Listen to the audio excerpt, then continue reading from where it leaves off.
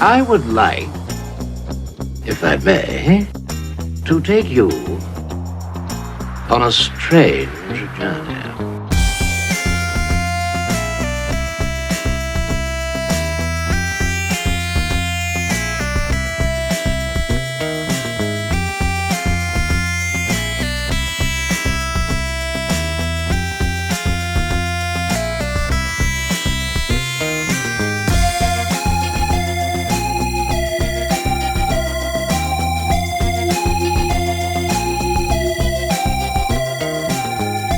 Greetings, welcome to the Cultworthy. I'm your host, Antonio, and returning to the show, one of my favorite guests, one of my favorite shows to be a guest on.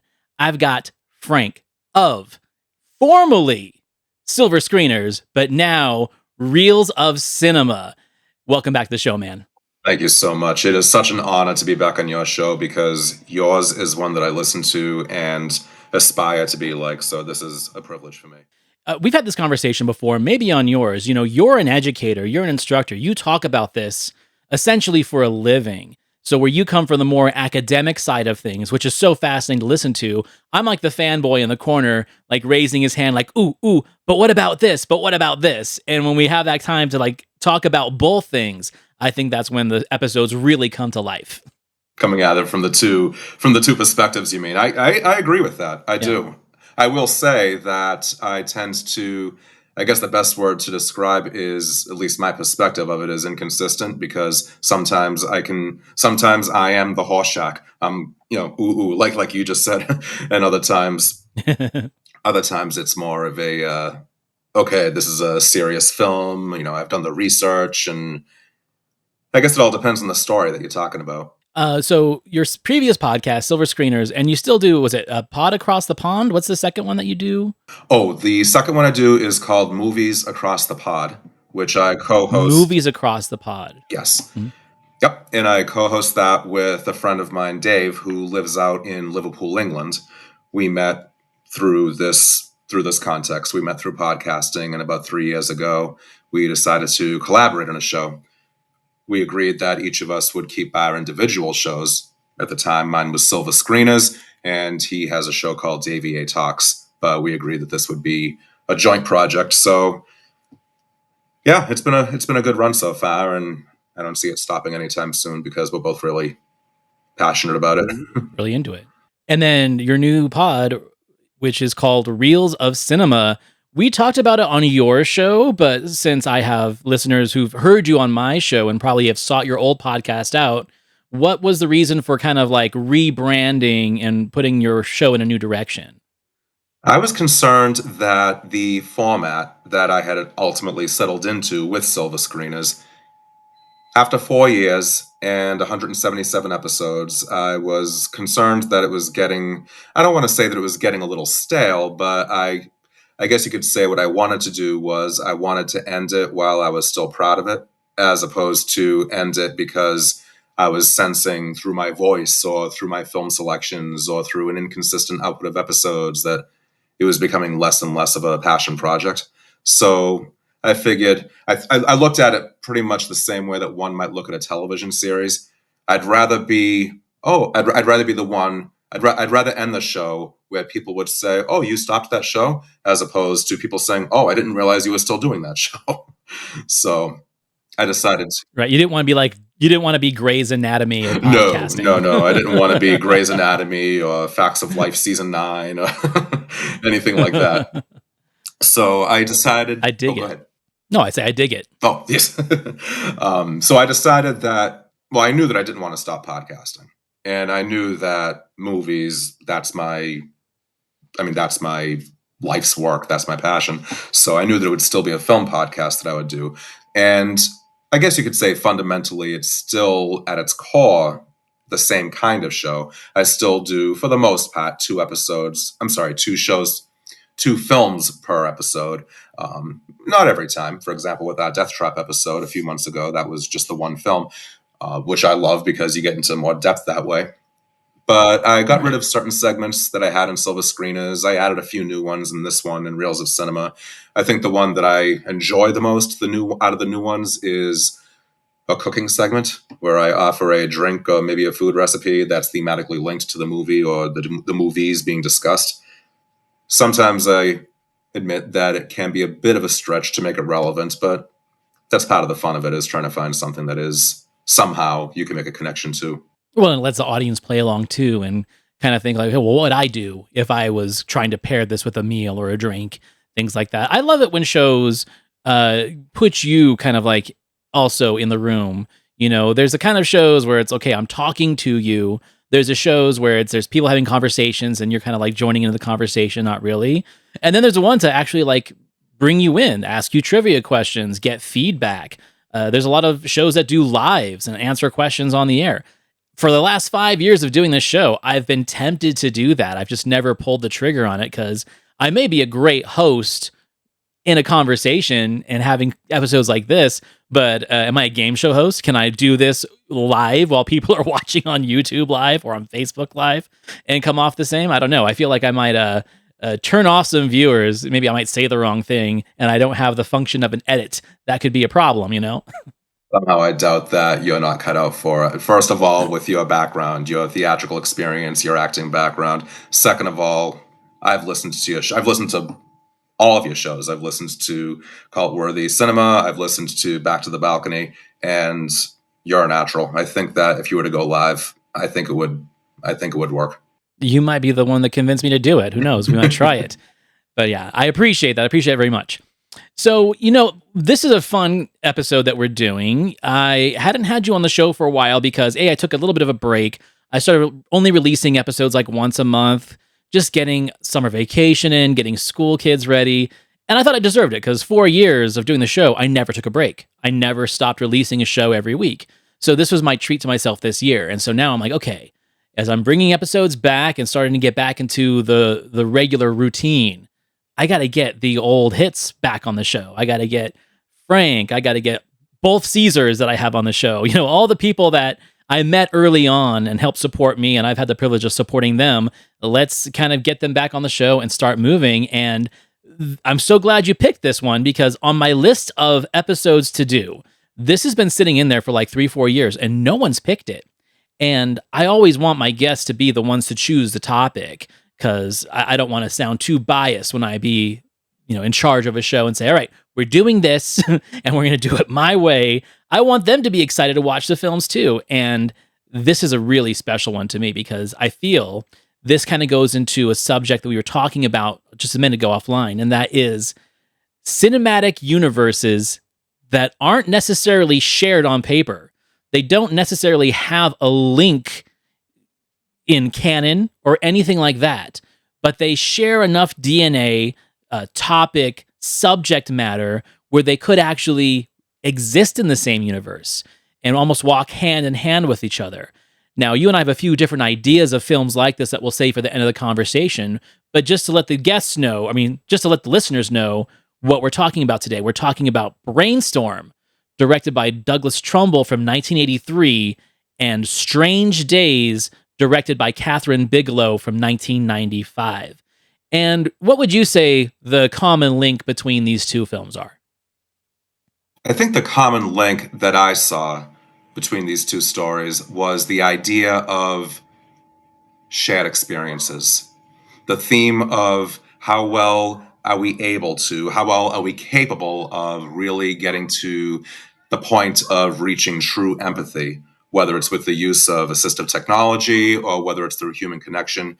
And I think that both films depict both the successes and the failures of those kinds of efforts. So I would say that the idea of empathy and communication really, to me anyway, that's what stuck out to me as the common link. That the technology involved, both very similar devices.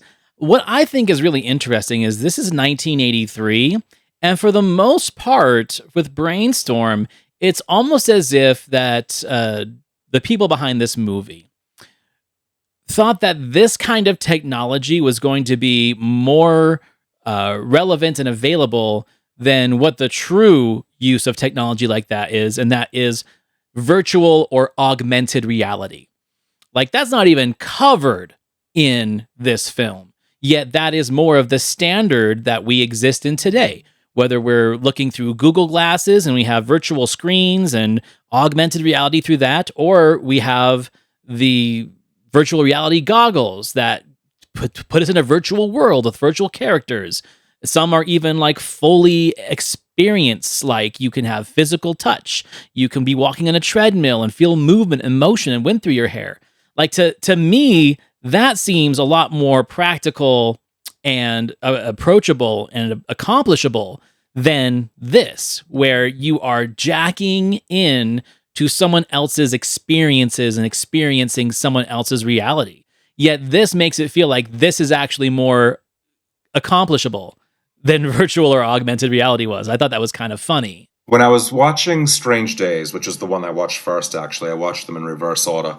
When I was watching Strange Days, what really leaped out at me was, I had to provide some context here. So the film came out in 95. Both of these films were first-time viewings for me, so I'd never seen either one of these before. And in the late 90s, this is before I went into teaching, I was going for an MBA. I actually left the program before I finished, but I was taking one business elective called Innovation and Megatrends. And this was 1999. And I remember that the big culminating project was come up with some kind of, whether it was technological or otherwise, come up with a business model, come up with some kind of structure. And the idea that I came up with was, because this was the big thing at the time, it was virtual reality. And again, this is before I went into teaching. And at the time, I was working in a cubicle at an HMO. So I was using that experience. So I had my whole project was I had this setup of sort of like a gym, a virtual reality health clinic where people could go, whether it's for medical students going for training to understand better. I did some research at the time, and there was a virtual reality experience, probably very primitive by today's technological advancements, but it was the idea of patients who were sick with who had HIV positive or who had full-blown AIDS. The idea was that through this virtual reality experience, you would go through their limited amounts of energy. So you just said going on a treadmill and feeling the wind through your hair. So this was walking on a treadmill and running out of stamina, slowing down, the whole, just all of it, the physical sensations. So that was my business model, was for medical students, have this sort of like a gym-like virtual reality health clinic. So that was the first thing that I thought of as I was watching Strange Days, because I was thinking to myself, wow, this movie was 95. So this was 4 years before I did that project. And it was a combination of fascination, familiarity, and 100% total affection for the way that Catherine Bigelow told this story through the perspective of this rugged anti-hero played by Ralph Fiennes. I liked the fact that the direction the story went in was that he was an underground. He was involved in illegal selling of these memories, selling of these experiences, and I think that is a really cool concept. I think for 95, it probably seemed more like, oh, this is total science fiction, this is total fantasy, but here we are now, 30 years later, and we all know what William Gibson's out there shaking his fist at us like, I told you so. Yeah, 100%. Yeah. Well, I that's a good point, because another thing I think that links these two films together, not only just the technology and the concept of shared reality, is the fact that anything, beneficial or not, can be exploited by the criminal underground, and it will be, and is, literally anything that exists in the black market, I say, was probably at one point developed for something good or positive, and then people find a way to exploit it. Narcotics, for one, it's like developed to be medicine, developed to be a form of healthcare, and then bastardized, exploited, and sold on the black market, and becoming more dangerous than the illness that these things were meant to treat to begin with. Like, I think that's such an interesting fact about how us humans develop things that 99% of the time are exploited and sometimes, made illegal because of the way they're exploited. And I think that approaches it very different ways. With Brainstorm, which we'll start off with, 1983, of course, that was a big thing of the 80s and before that too. Is if you create a technology that's meant to do something beneficial that breaks certain barriers of science, it's either going to be the military that wants it or the intelligence agency that wants it. And in this case, it's kind of both. So with that, how about we dive into Brainstorm? Absolutely. Excited for this one. Excellent. Okay, so as always, cue dramatic music. The year is 1983, and Douglas Trumbull, known for his visual effects work on 2001: A Space Odyssey, constructs this story that centers on a team of scientists, played by Christopher Walken, Natalie Wood, and Louise Fletcher. They invent a revolutionary device that records and plays back human experiences directly into another person's mind. As they explore its potential, the team discovers both miraculous possibilities, such as experiencing others' emotions and sensations, as well as terrifying dangers, especially when the military seeks to weaponize it. The film blends cutting-edge visual effects with philosophical questions about consciousness, memory, and death. Tragically, Natalie Wood died during production, leading to significant delays and changes to the film. And despite its critical reception, Brainstorm has since gained a cult following for its imaginative premise and Trumbull's visionary approach. It remains a notable exploration of how technology could alter human perceptions and understanding. Okay, so before we get into it, I didn't know this was a first-time watch for you. What was your first impression of the film?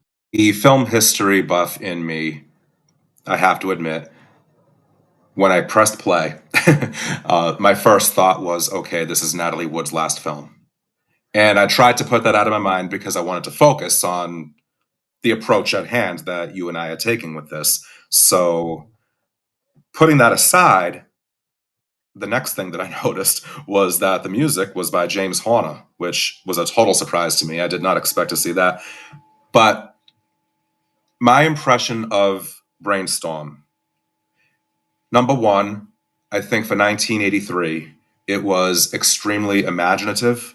I think it was ahead of its time.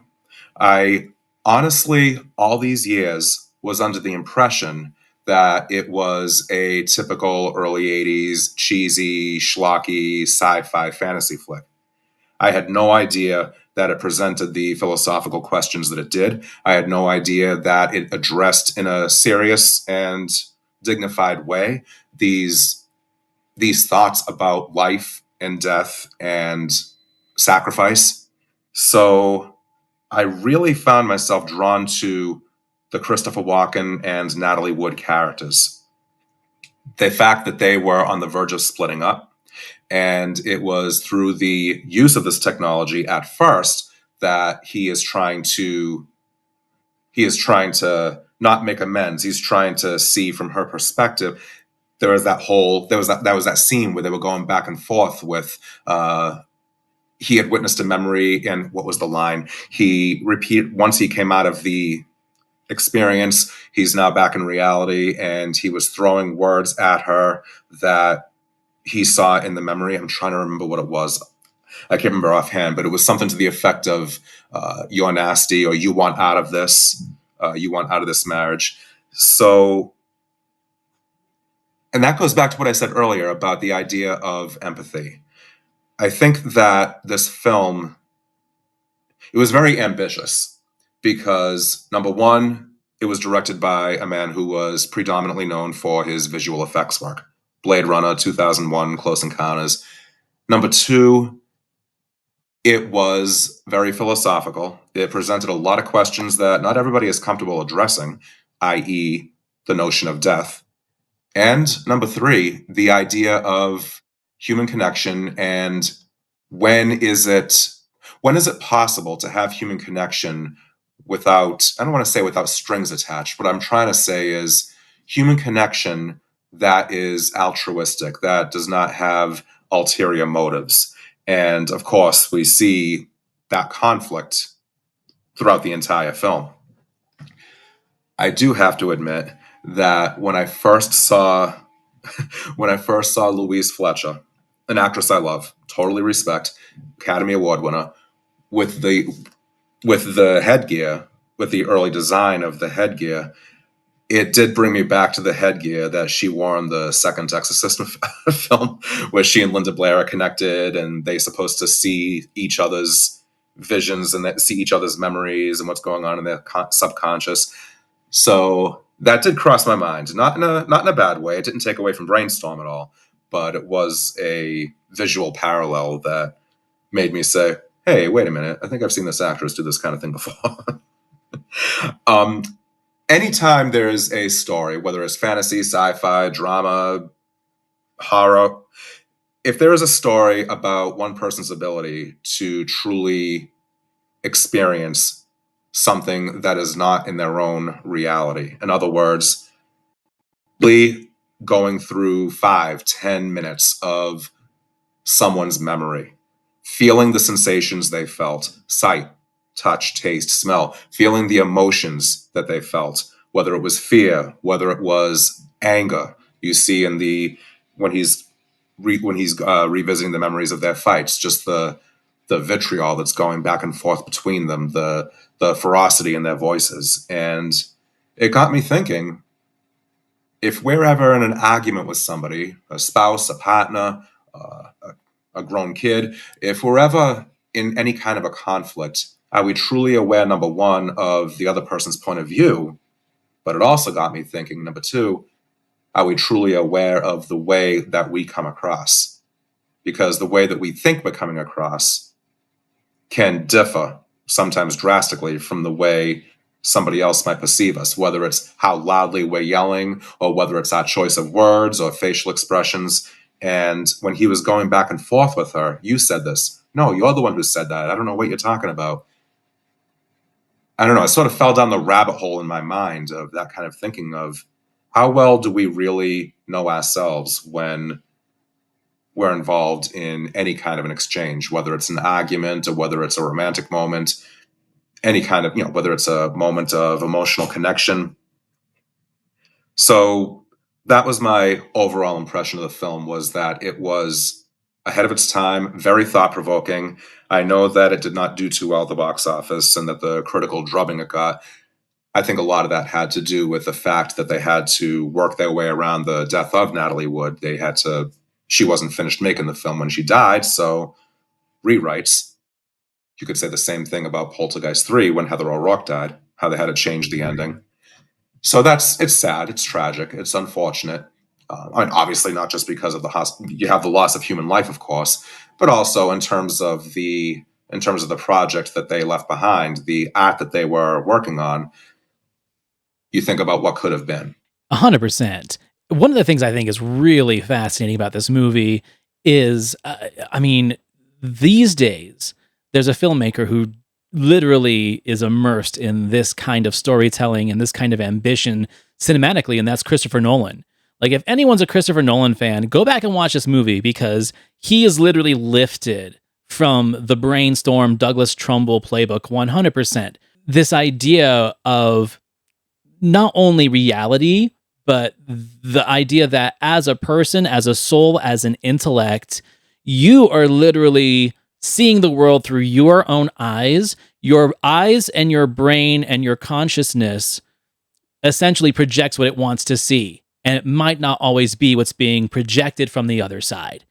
And this film dabbles in that. As a Natalie Wood's character has so many things that she feels and says, but Christopher Walken is not hearing it because his system, his framework, his infrastructure is wired differently than hers. So her communication does not receive to him the way that she means it, and vice versa. It's only through this moment where we can jack into another person's mental subconscious reality, memories, that they can see both sides, and not just mentally, physically as well, because the connection is so real that if there is pain, if there is pleasure, if there's any kind of stimulation, it's experienced in that process. Now, we learn later that you can turn it off, which has a lot to do with the plot structure. I don't want to give too many things away in the movie because it's a great first watch with a lot of interesting ideas that I don't want to sully too much.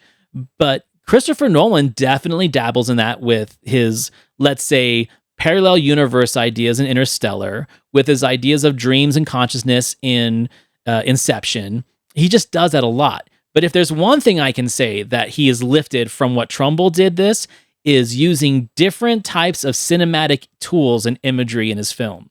So in this movie, the main story, the narrative, is shot Super 35 in a 1:66 aspect ratio. And then the visuals of being jacked into someone else's reality is shot in Super 70, super anamorphic with a higher frame rate. He wanted to release it at like a 60 frames per second, just like Peter Jackson was doing with his Hobbit movies, but they couldn't retrofit theaters to do it. So they just kind of had to make do, and it kind of looks kind of video-y, but it's great because you're seeing that you're not looking at the world through the same eyes and through the same interpretation in those moments.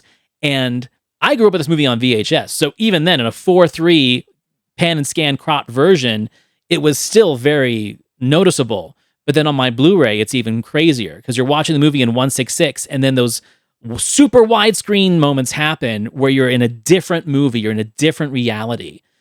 Playing with the audience's senses that way through visual with the special effects and the different aspect ratios. I mean, that's what Nolan has made like not only a business model for himself on, but other filmmakers are doing it too.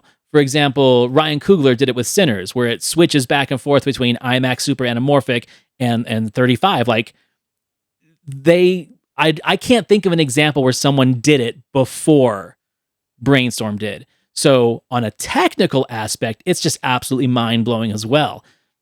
Also, the ideas of the technology that they're kind of creating, inventing tech to make a film, and then now in the 2025 world that we live in, a lot of that tech has either surpassed that or at least met the same expectation. It's just a really, really fascinating film to kind of go back and say, wow, Trumbull beat everyone to the punch on this stuff. Everything you mentioned about Christopher Nolan, I 100% agree with. And if I could, I would like to add Memento, the notion of suppressed memory. And yeah, 100%. I don't want to give anything away with Memento, but I'll just simply say the story structure of that film, the way that that story unfolds in an unconventional, in an unorthodox way. One thing that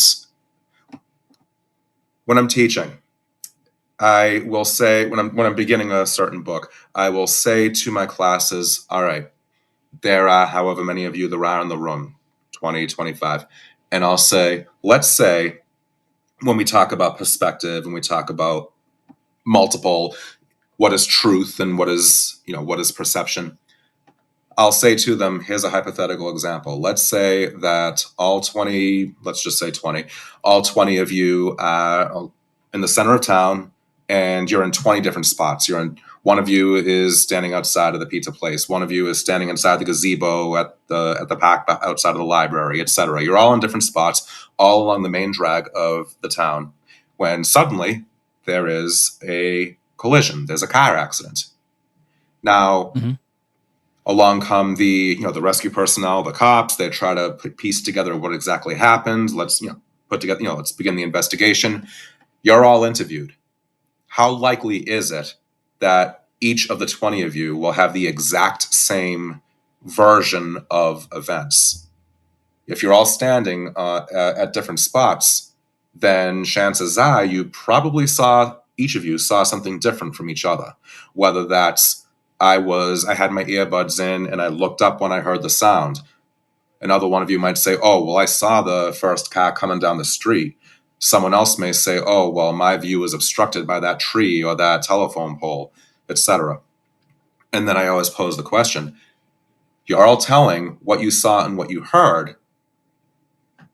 Are any of you lying? You're all, if you're all telling this, what you saw, what you heard, what you witnessed, this was your experience as a witness of this accident. You're all telling the truth, but we have 20 different versions of the truth. None of them are falsehoods, but they're 20 different versions of the truth based on limited experience. No, this is definitely like the more esoteric of the two films. And I think one of the things that's also interesting about it is the fact that it does play on certain levels of an immersive experience, where Strange Days, I'd say, is more paranoid thriller / entertainment. But we'll save that for that conversation. I think visualists as filmmakers are very interesting when they do their pictures, because I just, on my last episode or two ago, talked about Saul Bass's Phase 4. You know, he was this amazing graphic designer. He did titles for Hitchcock. He did storyboards. He did movie posters. And he directed a sci-fi movie about ants that were being controlled by extraterrestrial forces. And it's so visual and so like esoteric and surreal that you really couldn't call it entertaining. It's more of like an immersive experience. I feel this is the same. I wouldn't say this film is entertainment as much as it is a mental stimulation and a stimulation of the senses. Even playing like the theories of like inertia while you're watching the film, because there's lots of POV stuff of guys going down water slides and skiing, and it does create a sense of vertigo and dizziness, because it is literally meant to cause a physical reaction in the way that you're viewing the movie. So in a way, it is an interactive experience, which I don't think a regular filmmaker would think about that. Only a visual filmmaker can really think about how I'm going to affect the audience on a physical level. And that's why I think it's so great too. Now, to kind of like finish off this conversation of this film, I think the topic that I'd say is very controversial, or let's say divisive in its entertainment, is how does it approach the idea of the unknown, of the afterlife, or a theology, right? Is it a spiritual thing? Is it a physiological thing? I think it's left up to interpretation. A character, as they're dying, records the experience on one of these devices. And essentially the whole last half of the movie is getting a chance to visualize it, get a chance to see it.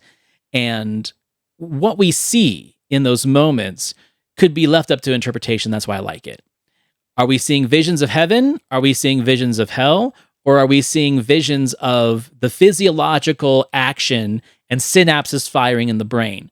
I think the movie plays to both sides of the fence, man. I think that if you are a person that believes in God, or a they, a he, a she, whatever, and an afterlife, then there's moments in this movie that will almost kind of like justify your opinion on that. But if you think that the near-death experience or the idea of an afterlife is literally synapses firing, and you have a surreal experience, almost like a hallucinogenic experience, like what they say DMT, when you do DMT, you're essentially having a near-death experience because that's what your body releases when you die. Well, then it plays to that side of the argument as well. And I love that, because it doesn't commit to one or the other. It lets you kind of like figure it out. And you don't even know Christopher Walken's opinion on it. All you know is that he wants to see it. And he doesn't give a yes or a no at the end. It's left completely ambiguous. And I think that is one of the most fascinating aspects of the movie, is that it's not alienating one belief or another in terms of what comes next. I think that anybody who does believe in the afterlife will find this film validating.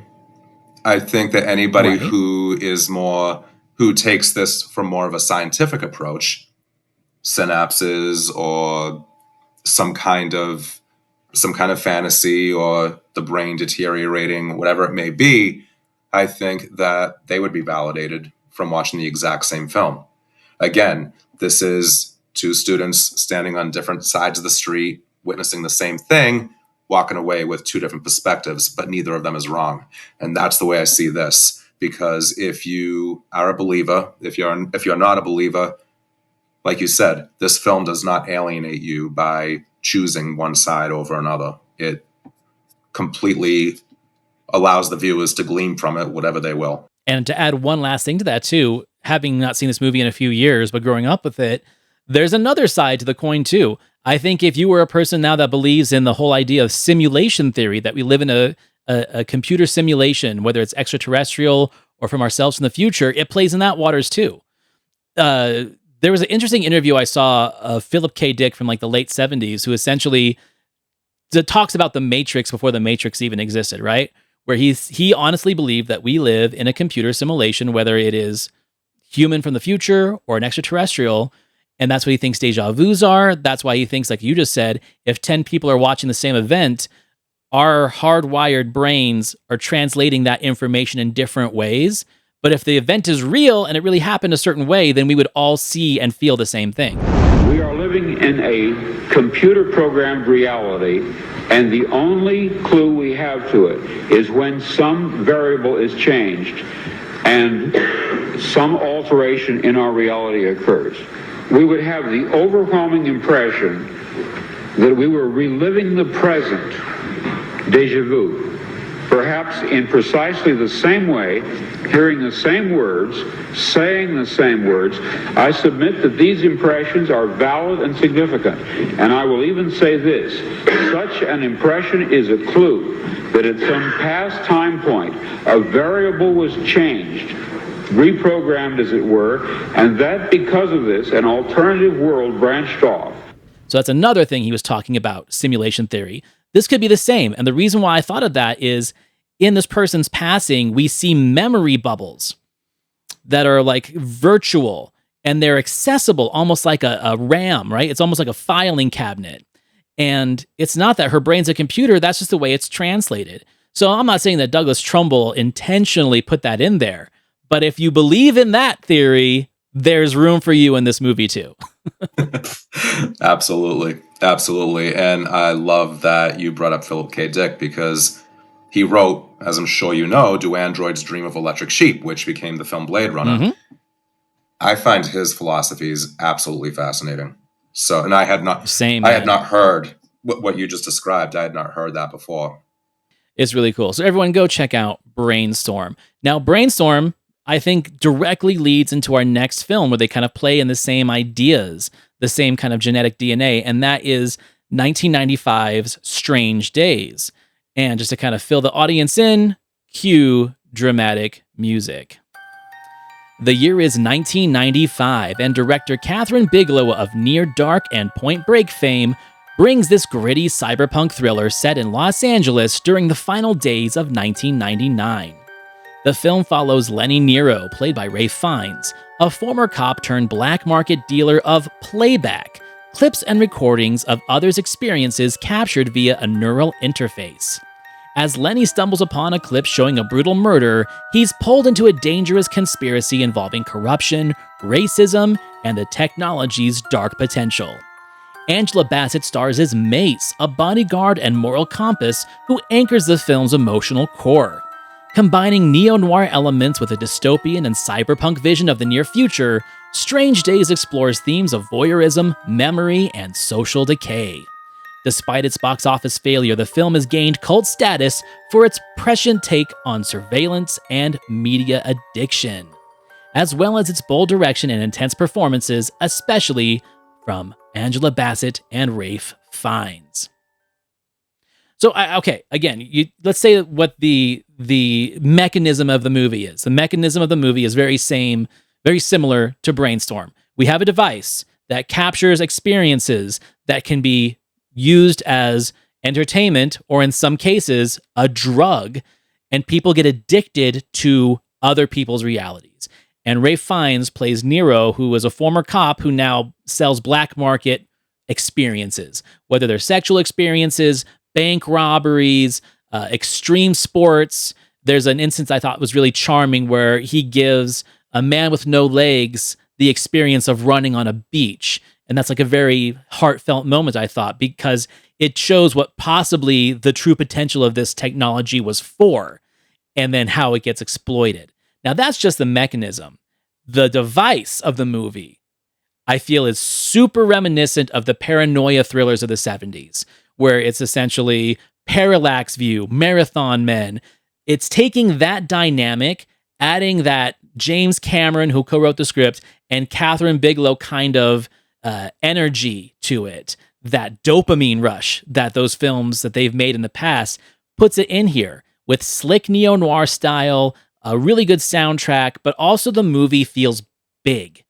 And I think it's really important for a movie that feels big to be about something that's so small, in the fact that we're like just seeing the minimalist thing of someone's experience just through their eyes, but we're watching it cinematically. The juxtaposition of that, I think, is what makes this movie even more fascinating.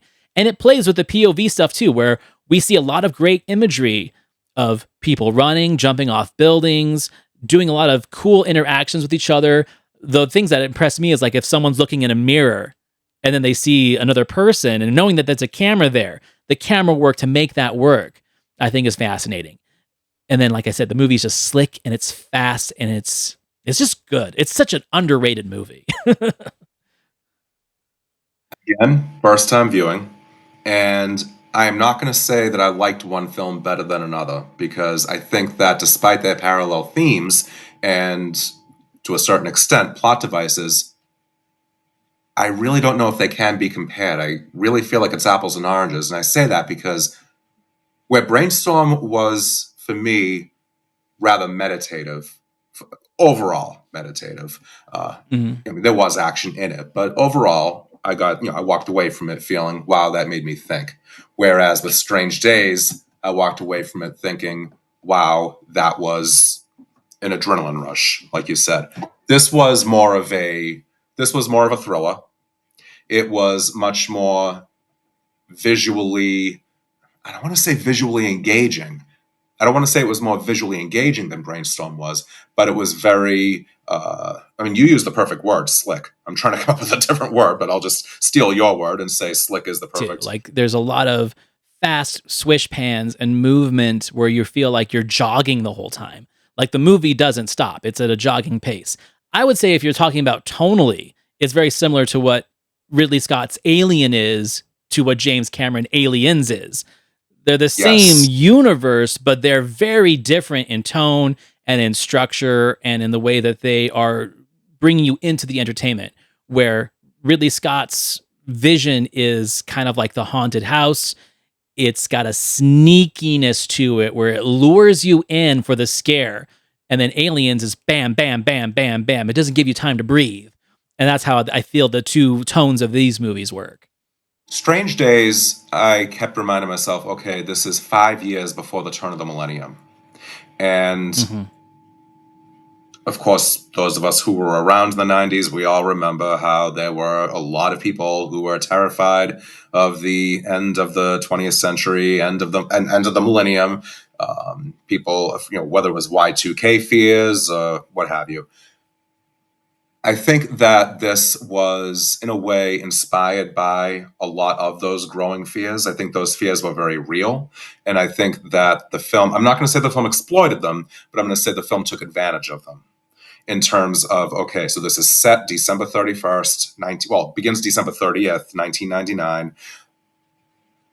I was asking myself, would this story work, or would it be as effective, or would it make a difference if it were not set on New Year's Eve of the turn of the millennium? Had it been, let's say that they set it in the future and they decided to set it in 2027 or, whichever. Right. But it was very timely and it was very timeless. I thought. I think that the theme of racial unrest, of course, we're talking. This is the 1995, so coming off of Rodney King and right smack dab in the middle of the OJ trial, and take a look at where we are now. With 10 years ago, we had Trayvon Martin, and then we had 5 years ago we had George Floyd. So that's what I mean when I say both timely and timeless. It's a time capsule of what was going on in the mid-90s in terms of what was in the social consciousness. But it's also something that carries over into the concerns of today. Now, how do I word this? The depiction of police brutality, I thought, was very, very thought-provoking, I'll say. Because, again, history repeats itself. And I'm not saying that I was there at any of these real-life incidents, but based on what we have been told, what media has been put out there, it seems like these incidents were all not necessarily justified. So having dialogue such as ineffective social programs. He's screaming about he's speaking to the crowd, and he's saying that the LAPD with their ineffective social programs, he says they're not doing anything to fix anything.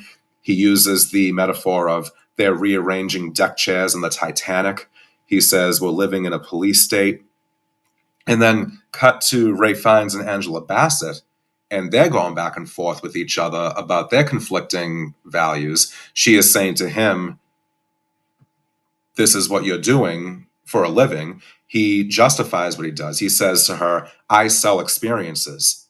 And her reply to that is, you sell porno to wireheads. And that brings in what you said about how this kind of thing, there can be an addictive quality to it. I mean, no doubt there's addictive quality, and that's the difference between if you made this movie now and then when it was made in 1995 is in 1995, 90% of the society did not have a device on them all the time. Like, yeah, people had cell phones, but they weren't smartphones. People had computers, but they weren't like laptops you could take anywhere with Wi-Fi. We were still living in a very analog world. And I really see very little difference between what he's selling in the terms of experiences through the system than people who are existing in worlds that don't exist on social media on their phones all day. So like if you were to make this movie now, it would have to incorporate that because that's essentially what we're all doing anyway. But like, again, there is this cool... That's why I like 80s and 90s. The whole cyberpunk movement, I think, is such an important time because it's exploring the possibilities of a digital world in an analog world to play in, right? So like everything seems fantastical, but these days it seems archaic. Like it's an old-fashioned technology we're looking at, but then it was the future.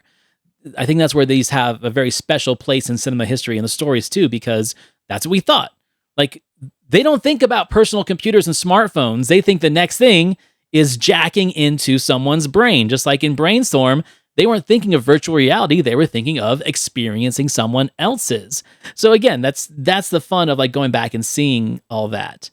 But talking about like the social construct of this movie where it does exist like on the borderline of dystopia, like where we feel like we're at right now, just because that's the world this is set in doesn't mean that that's what the story's about. And I like that because it creates a sense of doom and gloom without having to be the major part of the story. The major part of the story is a murder, a conspiracy, tracking down what's going on, double crosses, switching sides, and the fact that we have a very flawed protagonist, right? We are following Nero, and he's not a good guy. He was a good guy at one point, and he still has the capability of being good in him, but he is a deconstructed hero. And those are always my favorite ones. And I feel like you don't get enough of them. But to top that off, we get one of my favorite tropes in movies. We get a Betty and a Veronica situation where we have two very powerful women as the hero's anchors, right? We have Faith, played by Juliette Lewis, is his ex-girlfriend, who he pines after. He would die for. He would do anything for. And then we have Angela Bassett as Mace, who is essentially his guardian angel. She protects him when she shouldn't. He's screwed her over so many times, yet she brings him back. And she says, hey, friends aren't here to like get money off each other, to screw each other over. Friends help each other without any expectation. And I love when you have that dynamic where it's like, why are you going after Faith when Mace is a badass? Not only is she madly in love with you and gorgeous, but she kicks ass. She busts people up. She had a really bad past, so she's turned that into strength and is one of the strongest female characters of the 90s, which bugs me that she's not talked about more. But that makes the movie that much more entertaining, is that you do have that dynamic. And of course, you've got the most Weasley guys in cinema. You've got Tom Sizemore as Max, his friend / detective. And then you've got, Michael Wincott as Gant, who's like this sleazy record producer who stole Faith away from Nero.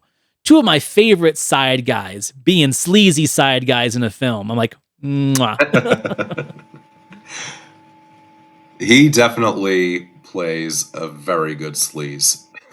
He was, Yeah. I mean, that was that was acting. I hope it was just acting and not him in real life. Well, I mean, he had some moments in real life. I mean, he dated Heidi Fleiss, and if you dated Heidi Fleiss, you probably had some things going on. But I digress. I didn't realize that.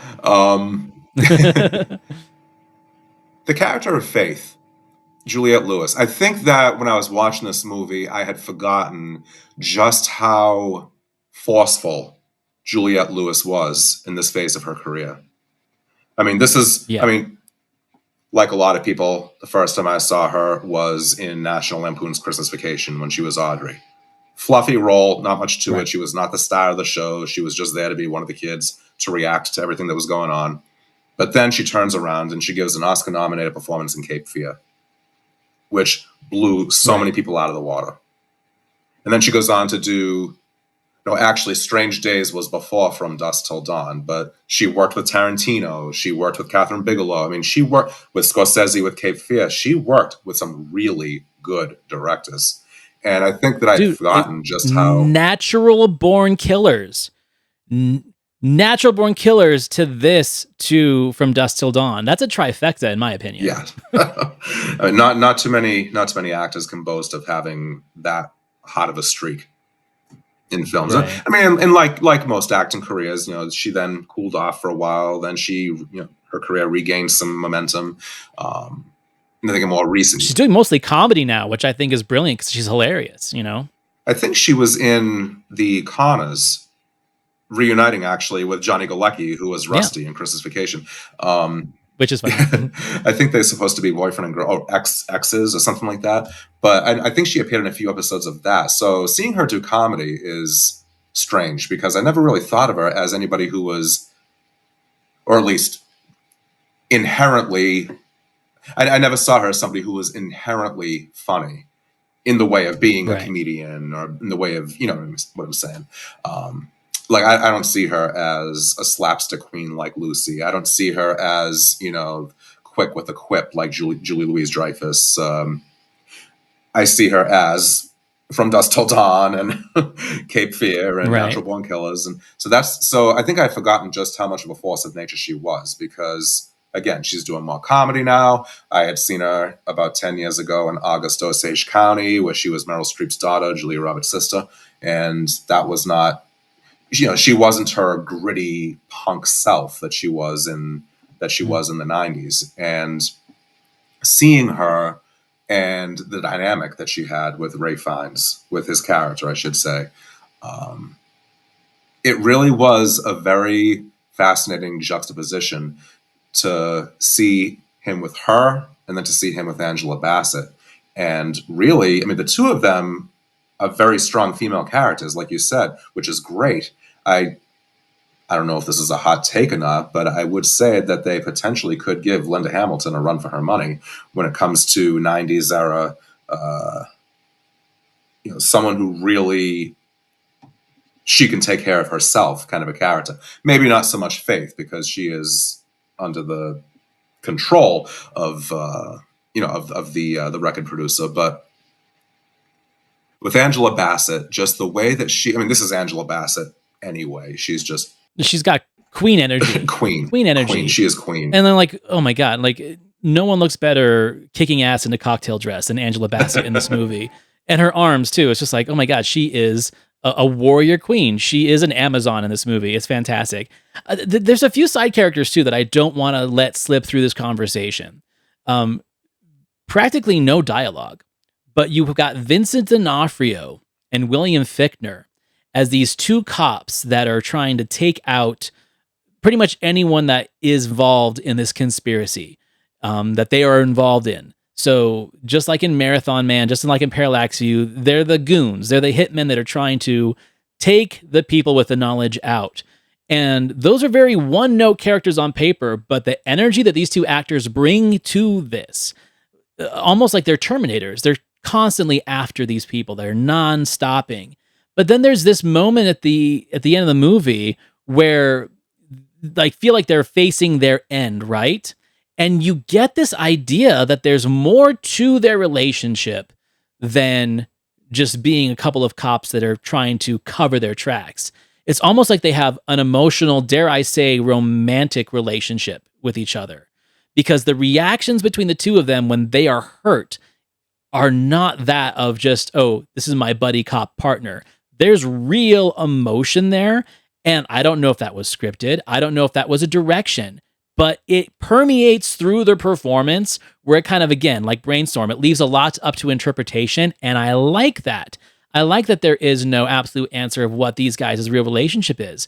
But the chemistry that those two brought together it actually turns what would normally be a one-note character into something frightening, but also mesmerizing. Like, wow, I'm invested in what happens to the two bad guys that really don't have a bigger play in this story.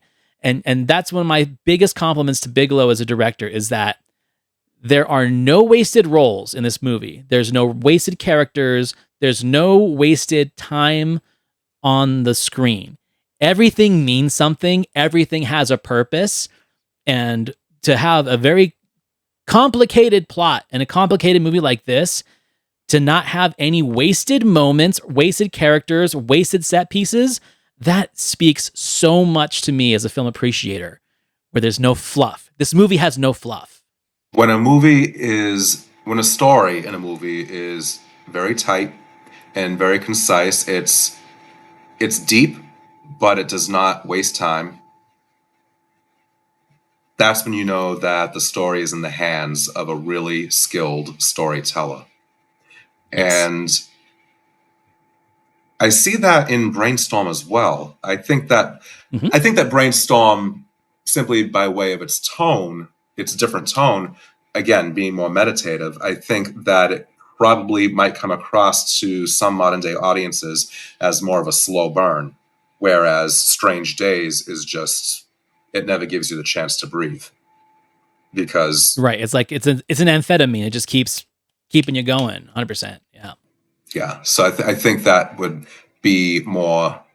I think that would probably be the film that a lot of mainstream audiences would prefer to see if they were to look at these two films. But I think that I will say that Strange Days is the more riveting of the two. It's the more adrenaline pumping. It is certainly the more exciting of the two, just in terms of watching all of the action unfolds. This is neo-noir, and this is neo-noir at its finest. This is the era of the rebirth of film noir. This is the rebirth of, this is LA Confidential. This is Usual Suspects. This is that Red Rock West, Last Seduction, all those movies. Yeah. The 90s just had this very brief resurgence of that, and Strange Days fits right in with those, with some sci-fi flair. Absolutely. Brainstorm, I would say Brainstorm is the deeper of the two films. It's a thinking man's film. Exactly. Or thinking person's film. It presents you with questions, whereas Strange Days, it presents you with questions, but it's much more in the vein of we are going to blow you backwards right out of your shoes. We're going to be throwing all of these visuals at you. I'm thrilled that Strange Days did not come out during a time when 3D was going through one of its multiple resurgences, because I think that just would have cheapened it. But when it comes to which of the two films is the quote-unquote better, I don't think it's a matter of better. I think it's a matter of preference. Do you prefer the meditation, or do you prefer the adrenaline rush? Both of which present similar questions, both of which result in you questioning your own reality, your own experience, and thinking about things such as human empathy, and is it possible to... I thought that another modern film that these two films reminded me of was Eternal Sunshine of the Spotless Mind. Not so much in the sense that it was stealing memories. With that one, with Spotless Mind, it was erasing memories. But I found that Strange Days and Spotless Mind, the editing was, in some sequences, rather parallel, because you would jump back and forth in time chronologically from a fragment of one memory to something taking place in reality. And any given moment, you're saying to yourself, wait a minute, is this part of a memory, or is this part of what's really going on, or is this part of the taped experience that he's hawking, that he's selling in the black market? And I like films like that make you say to yourself, wait a minute, where am I? Like where in the story is this supposed to be? Because there's not always a straight answer, and I think a lot of times that's deliberate. No, it definitely is. I don't think either of these films do that 100%. It's not like the Brazil ending where it's like, oh, this was all in his head after a manic experience, or it's the Eternal Sunshine where are they going to repeat history again over and over again? It's less ambiguous, but it does play in those waters of what could happen when you mess with the psyche 100%. Okay, so these two films, we feel like they definitely have the potential of existing in the same universe of, let's say, one technology creates the whole world that Strange Days lives in, right? Where now this technology's gone wild, it's mass produced, there's prosumer, there's black market. I think it's really fascinating the way they do that. So now I want to take a minute before we finish a conversation of like, what other films do you think kind of have a shared reality like this one does? Like I had a few on the top of my head, but you said you were thinking of a couple where these don't exist in the same world on paper, but they do have like a link between them, at least in the zeitgeist of the technology or the mechanism, so to speak. Well, the first name that came to mind was Shyamalan, M. Night Shyamalan. Mm-hmm. Taking a look at films such as Trap, or some of his earlier work such as The Village or The Sixth Sense or Unbreakable. That is more straightforward, established, okay, here is this actor in a cameo appearance, so it's established that this is all in the same universe. But I could see Eternal Sunshine of the Spotless Mind being in the same universe as, say, if I had to pick between the two, I'd say it's more likely that it would be in the same universe as Death Trap.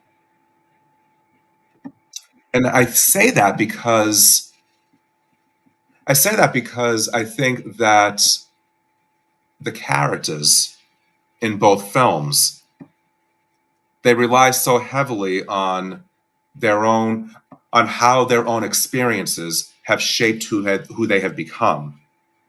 And Right. Looking back on their experiences, looking at where they are now, perhaps being filled with a certain amount of regret, or looking back and thinking of the what ifs. And then essentially you're constructing your own new reality to counterbalance the reality that you don't like, that you disapprove of. Exactly. Yeah, It's like this where I am right now somehow doesn't feel right. Let me look back on what brought me here, and is there anything that I can do to change it? Through the use of technology, or some experiment, memory erasing, or in Brainstorm, experiencing somebody else's memories. But I saw that. And there was another film, of course, now I'm going to forget it, the title of it. I'll do mine while you're rethinking of yours. Like another one that I think is very similar, I put it in the conversation in our little chat, where I feel like the film Dreamscape with Dennis Quaid kind of shares a universe with Inception, where like in the 80s when Dreamscape came out, it was all about using hypersensitive psychic people to infiltrate dreams of other people through the use of technology. And then let's say Inception 30 years later took that giant room of technology and condensed it into a briefcase that does the same thing without the need to be psychic. It's like they've kind of produced a smaller version, compacted it, reverse engineered it, and now they have this technology. Because in a way they feel very similar, where the dreamscape, you're constructing the dreamscape while you're in it. And both films share that idea. So while they're not connected on paper, and I think they're put out by two different studios, like there's no connection, I feel the universe is so similar, and the idea to get the same thing out of the technology is definitely a thing. where in Dreamscape, you can assassinate someone in their dream and essentially they're brain dead. And that's what happens in Inception. It's like essentially that person gets lost in their own dream and never comes out. So I think that's a very interesting thing if you connect those two films in that way. And the other two, I just remember what they were. This might not seem they might not seem compatible at first, but Close Encounters of the Third Kind and Arrival with Amy Adams, Denis Villeneuve, from 2016. Ooh. In both, you have extraterrestrials who attempt to communicate through whatever means might be compatible with how humans communicate. In Close Encounters, it was through the music. It was through those musical notes. You know, in India, you have them all singing on the hills and pointing up at the sky. You just have those notes just repeated throughout the entire film. They're analyzing them, and that's, of course, with the big the climax where the ship comes down, plays the music, and then you have Arrival. I love the fact that Amy Adams' character was a professor of linguistics and how she was brought in to try to communicate using some kind of language. And it brings in, again, the whole question of, if you knew what your future holds, which is sort of the companion question to where I am now, looking back at the choices I've made and where they have led me. With Arrival, it was, if you knew what lay ahead of you, would you change anything to change your future? And I don't want to give away any plot points from Arrival, but there is a significant subplot with her character, and she has a crucial decision to make. If I know that heartache is in my future, do I still want to experience the joy that also comes with it? The love that also comes with it. I don't have to go through that heartache if I don't want to. Now that I see, now that I'm given now that I'm privy to, what will happen in the future. I never connect those two, and you're right. There is. I mean, it's a stretch on the surface, but then when you actually think about what the subtext of the movie is, and especially like the Richard Dreyfuss character, 100%. There is a lot of similar DNA there. So yeah, I like that. Be a great double feature, and both different films have different energies, just like Brainstorm and Strange Days is. So yeah, I love that, man. Cool. This was a great conversation. I'm glad that we found two films that you hadn't seen, so you had the first time watch experience on top of like experiencing these two movies about brain jacking, so to speak, and seeing how that can be approached by two different filmmakers with different stars, different energies, and just like the entertainment value is completely different.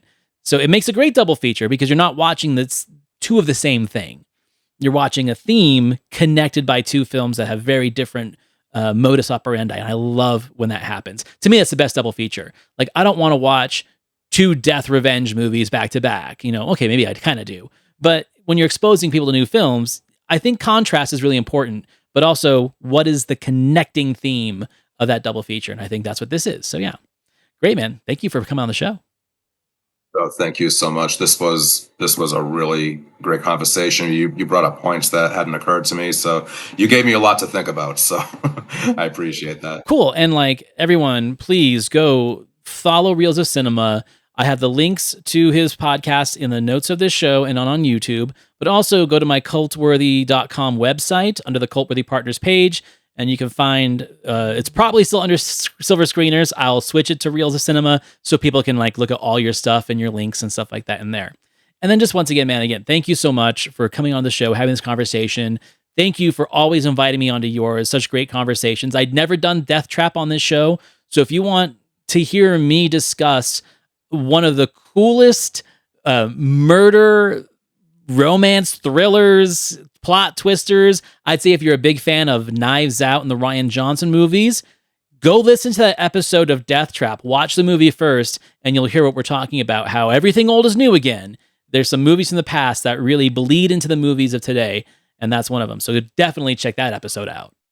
There will be 3 Silver Screeners episodes that you and I did together that I am going to be repackaging, re-editing, and re-releasing. We did an episode on the Jackie Gleason film Gigot. We did one on the horror film Alice, Sweet Alice, also known as Communion, also known as Holy Terror, and we did one on The Bad Seed. So those episodes, which I think was the first one that we did together, was The Bad Seed. The Bad Seed was the first one, yes. Yeah, so great. So great. So 3 great conversations that I am not going to let languish in obscurity. Those are going to be Reels of Cinema episodes in the coming weeks as well.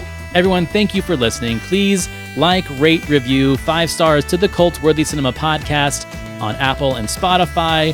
Please like, subscribe, leave a comment in the YouTube channel, and please click the link and go follow Frank over at Reels of Cinema as well. Buddy, I'm just gonna have to talk to you later, man. I'm looking forward to it. Always looking forward to the next time. All right, see you later. Take care.